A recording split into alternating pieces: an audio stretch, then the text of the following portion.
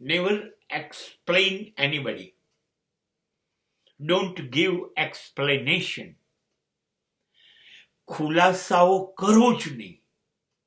આવું કેમ થયું, આવું શા માટે થયું, મેં આમ કેમ કર્યું, તમે આમ કેમ કર્યું, આવું કેવી રીતે બની ગયું, આ બધી બાબતોના ખુલાસા કરવા જ નહીં.